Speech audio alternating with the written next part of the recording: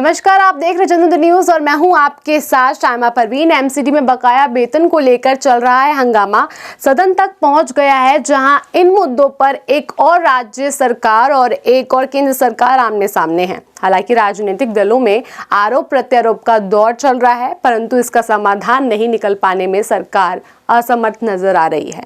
कल सदन में हुए हंगामे में जहां महापौर उग्र दिखाई दिए, वहीं पैम्पलेट तक को उछाल दिया गया। इसी कड़ी में हमने मुलाकात की डिप्टी चेयरमैन विजेंद्र यादव से। देखिए इस रिपोर्ट में। नमस्कार, आप देख रहे हैं जनोदय न्यूज़ और आज मैं पहुंची हूं सिविक सेंटर में, जहां पे मेरे साथ में डिप्टी चेयरमैन हैं विजेंद्र यादव जी। तो आज हम बात करेंगे क्योंकि सुबह आज सदन में जो है वो बैठक थी और उस बैठक के अंदर काफ़ी हंगामा जो है वो हुआ, जिसमें पंपलेट तक जो है वो फेंके गए हैं। तो आइए उनके बारे में कुछ बात करते हैं। नमस्कार विजेंद्र जी, आज सदन में जो क्या हुआ? देखिए, जो सदन की कार्रवाई में आप दो तरीके से संविधान के हक के लोग हैं, हम संविधान का सम्मान करने वाले हैं जी। पहले आम आदमी पार्टी वालों ने जिस दिन सदन की कार्रवाई हुई, उस कार्रवाई के अंदर सदन में बड़े बड़े बैनर लगाए जो कि लगभग 500 फुट के होंगे।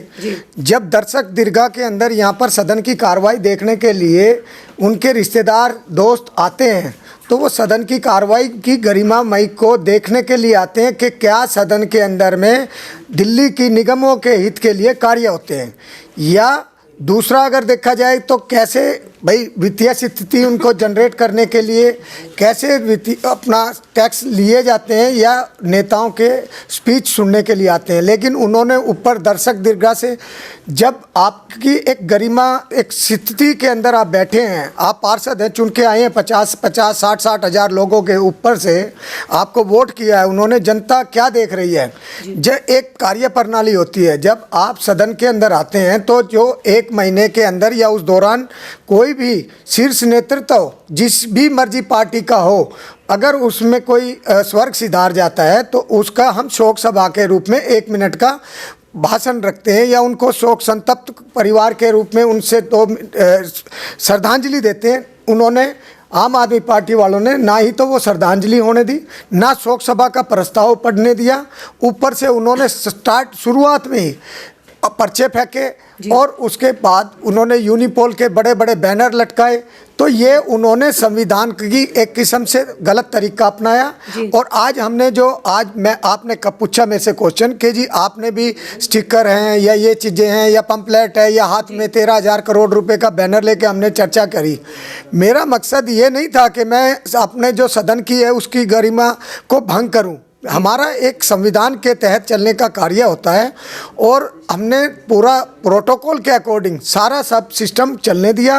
सारा जो सदन की कार्रवाई थी वो जितने भी समय की हुई, उस कार्रवाई को हमने सुचारू रूप से उसमें सहयोग किया। जो पक्ष और विपक्ष है, उसमें जो भी विपक्ष ने क्वेश्चन रखे, हमने वो अधिकारियों से भी उसके जवाब लिए भी और दिए भी।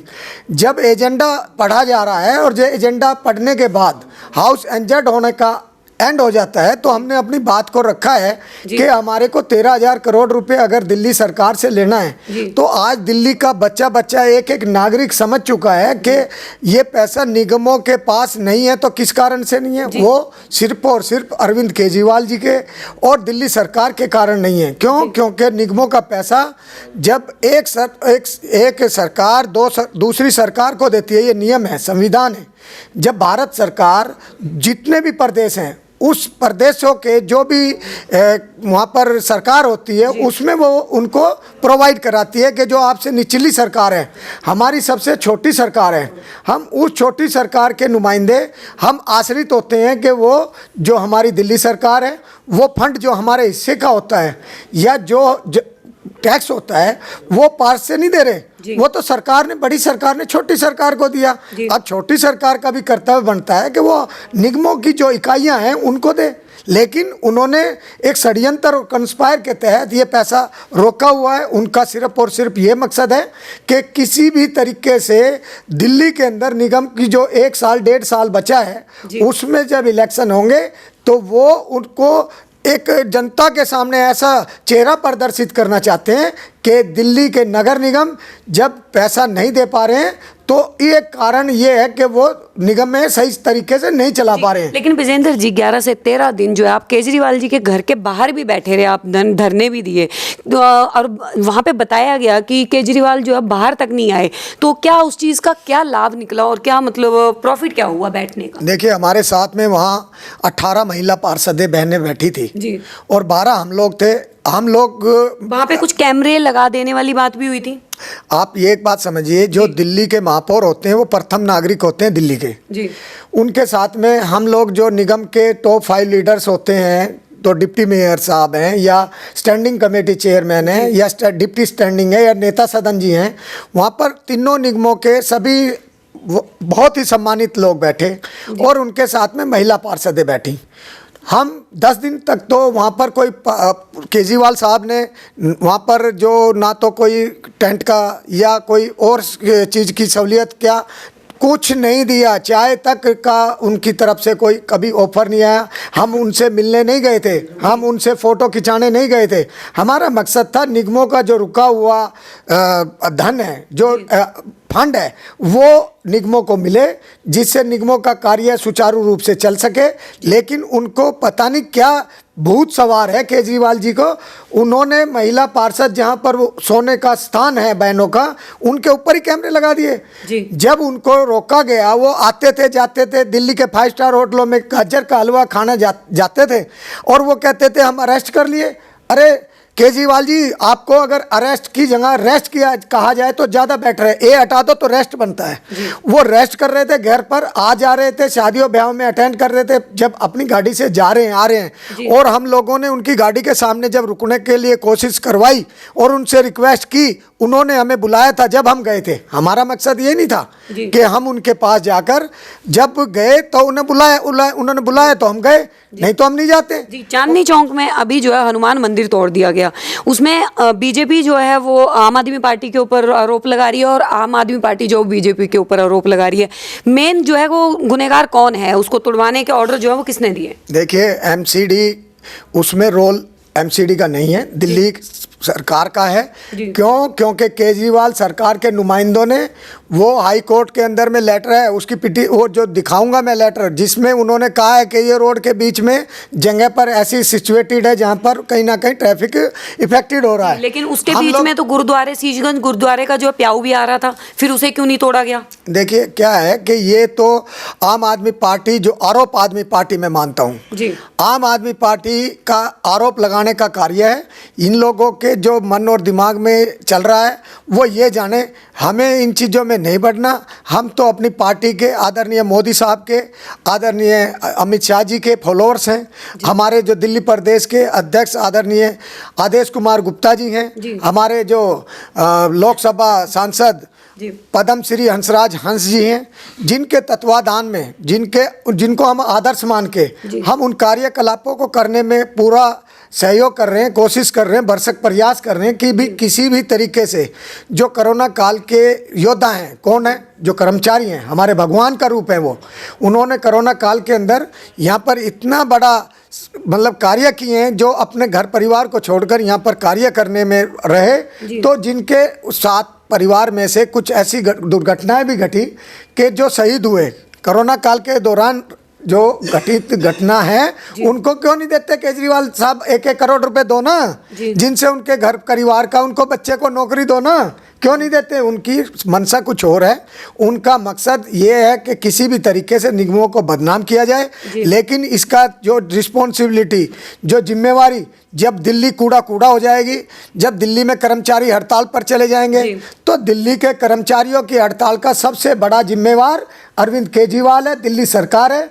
और जो ये कार्य कर रहे हैं, इससे दिल्ली की जनता, आज जनता के अंदर में रोष है और वो जनता सब जान चुकी है। विजेंद्र जी, अगर मैं बात करूं तो किसानों और केंद्र सरकार के बीच में 8 बार जो है वो बैठक हो चुकी है, लेकिन अभी तक उसका समाधान क्यों नहीं हुआ किसानों की मांगों का? वो कब तक जो है वो बॉर्डर्स के ऊपर, दिल्ली के बॉर्डर जो है वो घिरे रहेंगे?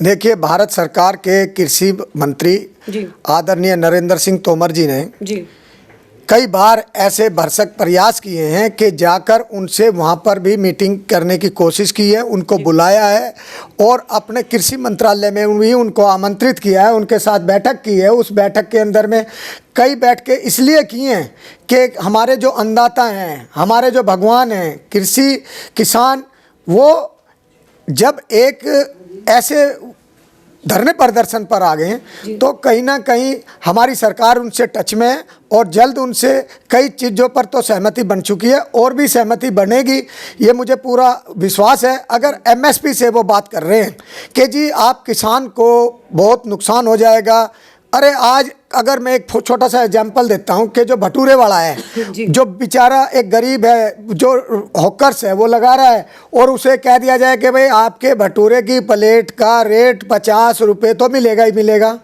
उसको क्या नुकसान है? अगर उसने कोई चीज़ बनाई और वो 50 प्लेट बनाई, 40 बिक गई, 10 रह गई, तो 10 का भी तो पैसा मिल रहा है ना।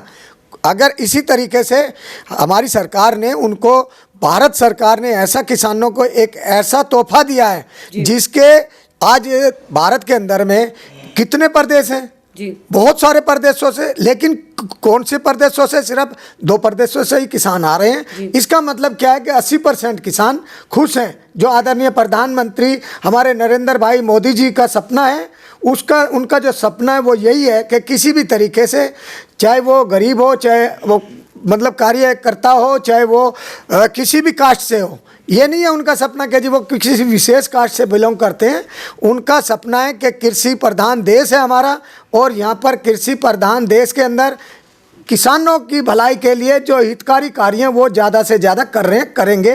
उनका ये सपना है। उनके सपने के साथ हमें आदरणीय आदेश कुमार गुप्ता जी जो हमारे दिल्ली प्रदेश के अध्यक्ष हैं, हम उनके सपनों को साकार करने के लिए, हमारे जो आदरणीय हंसराज हंस जी हैं, लोकप्रिय सांसद हैं, पद्मश्री हैं, कितने बड़े, मतलब वो भी उनके सपने में ये है कि भाई कृषि किसान गरीब तबका 36 बिरादरी, उनका सम्मान हमारी नज़रों में, हम भारतीय जनता पार्टी के लिए हमारे खून का कतरा कतरा भी, एक एक रोम के अंदर भी आपको एक इंसानियत मिलेगी। हम वहीं खड़े हैं, स्टैंड हमारा यही है। किसानों को हम भगवान मानते हैं, कर्मचारियों को हम भगवान मानते हैं। धन्यवाद, बहुत बहुत धन्यवाद विजेंद्र जी।